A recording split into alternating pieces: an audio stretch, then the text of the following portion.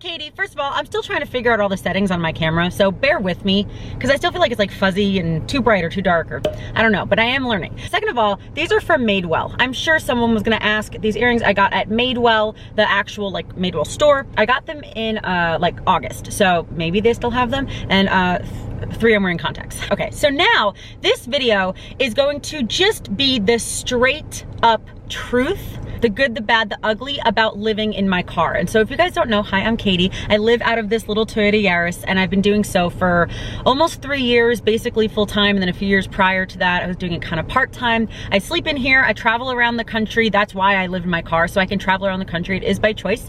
And sometimes I stay with friends and stuff, but I do sleep in this car a lot, and I hang out in my car a lot, and I travel a lot, and I do a lot of that by myself. And so some of the things I'm gonna talk about today, I've mentioned in other videos, but I don't really think I've ever done like the truth about living in my car video. And so I just figured that I would share some stuff with you guys that you may have thought about, that you might think is horrible but is actually not, that you might have never thought about. And so without further ado, oh, subscribe if you're not already, and like follow me on Instagram and stuff. But now let's get into the good, the bad, the ugly, the truth about living in my car.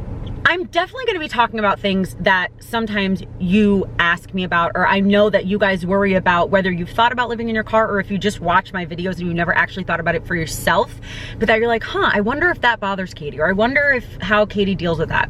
So one of the first things that you just will have to get used to is using any bathroom that is available to you. It's just something that you're gonna have to get used to. And most of the time, it's somewhere decently nice. Target, TJ Maxx, a mall, a nice big gas station, a restaurant, stuff like that. But there's every once in a while that you might have to use a restroom that is, you know, not so pretty. And you're just gonna have to do it anyway, and you're gonna have to get used to it. And a lot of these things, just to like preface a lot of these things that I might talk about that are kind of crappy or kind of whatever, any of like the more negative ones, I am all about priority. I am all about experiences over comfort. I am all about sacrifice. And so my goal was to live in my car and travel. And so yeah, some parts of it are not going to be super comfortable or super easy or super fancy or anything, but I'm okay with that because the experience of living in my car and the experience of traveling all over the country the last few years completely blows that out of the water. I don't care if I have to use dirty bathrooms or gross bathrooms or sketchy bathrooms sometimes. If they're sketchy, just call someone on the phone. That's my advice for that. But that's for anyone. Anyone using anything sketchy or walking anywhere sketchy, just call someone. But yeah, so anything that might seem a little, oh, doesn't that suck? Doesn't that suck? Well, yeah, because some parts of life suck for everyone. So wouldn't you rather live a life that you're choosing and that you enjoy or love most of it? And then, yeah, there's always gonna be sacrifices and always kind of crappy parts. But hopefully if you're really choosing your life, that's like with a job, with a relationship, with anything, there's gonna be some crappy parts. But you just have to kind of pick and choose what you're willing to deal with. And so the negative parts of living in my car are things that I'm willing to deal with. So anyway, to preface that. So yeah, go to the bathroom, you're just gonna have to get, you have to get used to it. Just immediately have to get used to it. Be feeling a little bit awkward or whatever, just sometimes, most of the time, it's totally fine. You go into a TJ Maxx, nobody even notices you. Go into a Target and nobody notices that you're there. But there's every once in a while, or that if like you have to go to the bathroom in the middle of the night, you gotta go into a truck stop or a gas station, or I guess you can go into other places like hotels or something, but I don't really do that. But it's gonna be a little awkward sometimes, gonna be a little uncomfortable, gonna be a little weird, just being honest. And I'm sure, especially with men, but I know women do this too, sometimes the bathroom is not even gonna be inside. It's just things that you gotta deal with. But that's even like if you go camping, you know, same thing. Not that I really do that, but I have before. Anyway, the next thing is, yes, for sure I get lonely, like for sure. But even when I stay in a house, if I'm by myself, I'm gonna get lonely. So that doesn't really bother me, but being lonely in general bothers me. Like, I feel like I'm kind of getting to the point in my life now where I wish I was traveling with someone else, but finding someone who wants to travel the way that I want to travel, or that we want to make the same compromises, just haven't really found that. But I definitely do get lonely for sure. But to deal with that, you know, like if I'm only lonely for like a day, if I watch TV and then like I call my mom and I go walk around, like it helps me a little bit, you know? But I definitely do get lonely. That is something that is true. I think a lot of people ask if I get bored. I don't usually get bored, but I am just not someone who gets bored. I feel like being bored, especially in America, is like the most ridiculous thing in the entire world. There is an unlimited amount of things to do. Even if you are completely broke, even if you're in the middle of nowhere, whatever, you can go for a walk. You can like look at the old pictures on your phone. Like, I feel like there's no reason to be bored, but there are obviously some times where like I want to do something but there's nothing that I really want to do that's available to me at the time, and you kind of get like that level of bored. Sometimes I get like that, like I'm not in the mood to do anything that is available to me. But in terms of like actual like bored, I don't really get bored, especially because I love watching TV so much. So if I don't really want to do anything, I'll put on Brooklyn Nine-Nine and I'm good for days. Oh, another thing, a big thing, my car is never clean. It's just never clean. Well, it's clean in terms of like, I don't have like dirty dishes or anything. Like I don't have any like gross stuff, but I mean tidy. My car is never tidy. And I mean by never, sometimes it is. But like I can organize it, I can clean it, and within 3 days, it's back to this. It's back to, I don't even know what you can see. It's back to this. Also, part B of this is that it's always going to look messier than it really is because it's such a small space, especially if you're living in a car.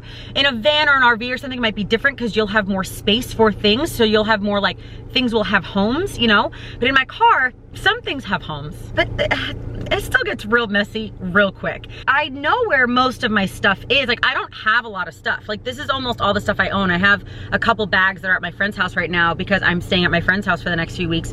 But like, I feel like to some people this looks like there's so much stuff in the car, but it's really not. It's just because it's kind of messy and disorganized. But I know there are certain people who are real organized people, and they also have incredibly downsized. I've downsized quite a bit. I don't own a lot of stuff. It might look like it because it's kind of messy, but some people have downsized to like, I only have 3 bags and that's it.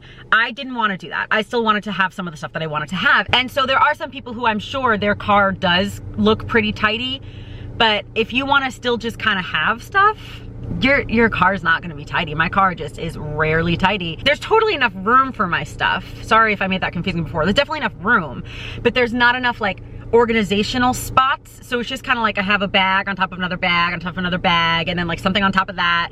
And so that's why it gets a little bit more messy and does not stay tidy. Another thing about living in the car that is kind of difficult-ish is having friends. Honestly, like I've been in the car for so long and I've been on the road for so long. This is just kind of with any lifestyle that you're traveling a lot.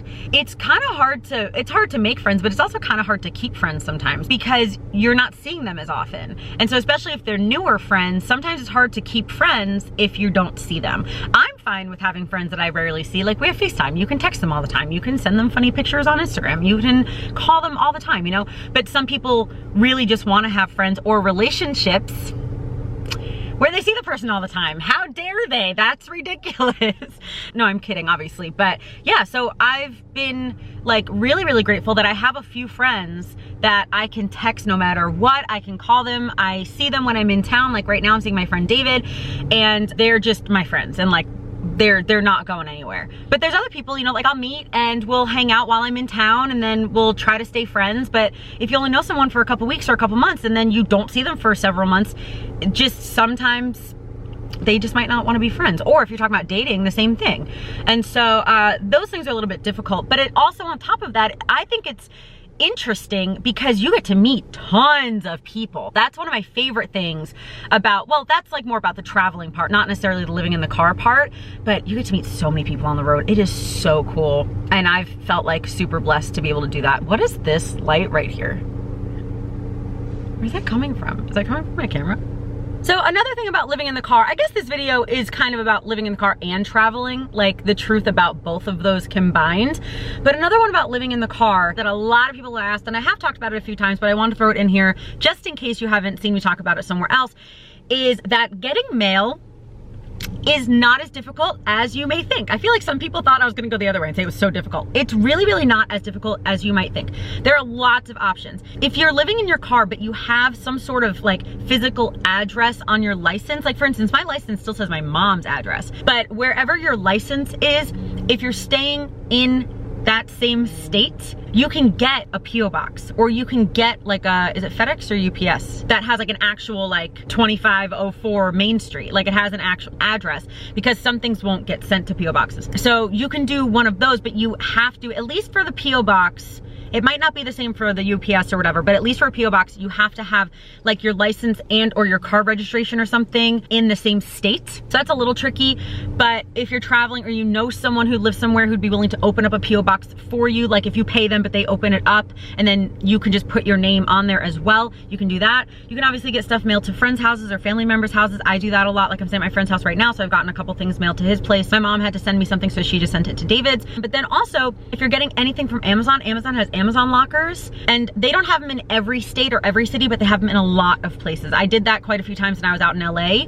and the Amazon lockers were just at a Whole Foods. And so you just buy something from Amazon, but you just click, there's like just an option for an Amazon locker, and then that gets sent to the Whole Foods, and like you type in your like number and then it like pops open or something. So you can do that, or you can do general delivery at a post office. It's always like the main post office in a town. You can just do like general delivery and then the address with your name, and then you go pick it up. And so there are like tons of options. It's really, really not that difficult. It's one of those things like you might have to plan a little bit if you know where you're going and you know you needed to get something shipped, but besides that, what's another truth about living in my car that you guys might not know? Oh, well, you know this one, but it has made me realize how capable and strong I am.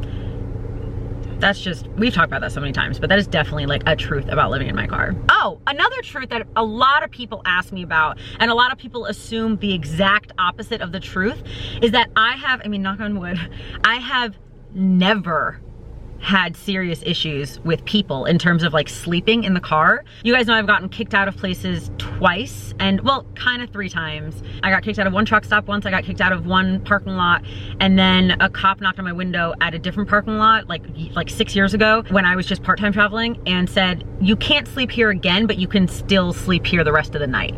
And so I would say 2.5 times I got kicked out. But besides that, I've never had issues with police officers ever. Like 2 of those 3 people who told me to leave were cops. I did not get a ticket, they did not arrest me, they did not question me, they just said, hey, you can't stay here. And I'm like, okay, that, you know, makes sense. If there were signs I didn't see or something like that, it totally makes sense. They were not mean, they were not rude. And I've also never really encountered a lot of people like, oh, well, it's dangerous because there's truckers, or what if there's just strangers out there? I've told you guys the stories that there's been once or twice where I've had kind of a little bit of an iffy, like, oh, that person was kind of staring me down while I was walking or whatever, but then you just leave, you know? Like, I've never had an issue with someone being super creepy, with someone being super pushy, being rude, a problem with like the law. Never. And so I feel like a lot of people are like, oh, but don't people knock on your window all the time? And I'm like, no, it's only happened those 3 times. The twice I got kicked out, and the one time I just kind of got like a warning, kind of, but they were still super nice. Like, people aren't just like knocking on your window trying to talk to you. Like, it's never ever happened to me. That might just be because of where I sleep. Maybe if you sleep in different places, that might happen more often, but I'm usually sleeping at truck stops or rest stops or big rest areas or really big gas stations or something like that. I have been doing this for so long, and I've never had a problem. And so like, it's not as scary as a lot of people think it is. It's not as, in terms of what I've gone through, I'm just going by my experience. It's not as scary, it's not as dangerous as a lot of people think, especially because a lot of things you get used to. And then especially once you realize how capable you are and how much you can rely on yourself, you're like, oh, I got this. Do I still get nervous sometimes sleeping in the car? Like, oh, I just kind of feel a little iffy. Sure. If I feel really iffy, I'll go find somewhere else. You guys know that I had that issue a couple weeks ago where I couldn't really find a place to sleep, but it took me, you know, it took me like an hour to find a place to sleep, but then I found a place that I felt safe and I was fine. But there's definitely gonna be times that might feel a little extra scary, or that you are watching someone watch you while you're walking or something like that. But, you know, have some sort of protection on you. Like, I have pepper spray, I have a really loud whistle that my mom gave me, all within arm's reach. It's always one of those things, if you feel unsafe, be on your phone, have your keys out, you know, and always just like, don't really make eye contact, beeline to your car. If you're like out at a truck stop in the middle of the night, beeline to your car, you know. But it's just, I feel like so many people think it's scary and dangerous, and only for people who like are running away from something, and that's not it. It's just not true for me. It might be true for some other people, and I know that some other people have had bad experiences just because that's how life is. Some people have bad experiences, but in terms of living in my car and sleeping in my car, I've never had a bad experience that seemed very dangerous, or a bad experience that I wouldn't have had if I was living in a house. Some people just look at you while you're walking, you know what I mean? That could happen anywhere. So it's just, yeah, it's not as dangerous or scary as a lot of people think it is. Oh, one last one. Sleeping in my car does not hurt my back.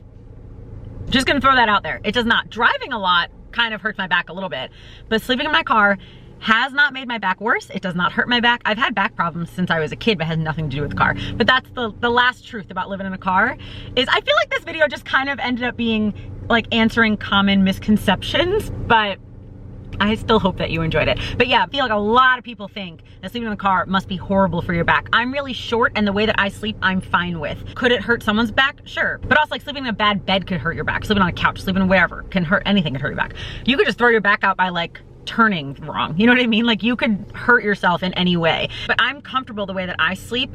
And so again, I think there's a lot of misconceptions of people who have just never done it before. And so part of this video is just, I wanted to explain things to you guys in hopes that I can almost teach that, yeah, living in the car is I understand that's like a little weird. Like, doing that on purpose is a little weird, I get that. But it doesn't mean that it's bad. And it doesn't mean that every part about it sucks. Some things do. Some things suck, but it's all about what you want to sacrifice, what your priorities are, and what experiences you'd rather have. And I'd rather have, I think I heard someone say that yesterday, like he'd rather have experience over comfort. And I'm like, well, I already stole that. I stole that from him. But anyway, I hope that this video was, I don't know, entertaining or helpful, or explained some things that maybe you were curious about. And if you want to see a part 2 of this, let me know in the comments, because I'm sure I can come up with more. You guys know that I do not have a problem talking. But that is gonna be it for this video. Make sure that you're subscribed, follow me on Instagram for more daily updates, and thank you so much for watching. I love you, Jesus loves you, and I'll talk to you later. Bye.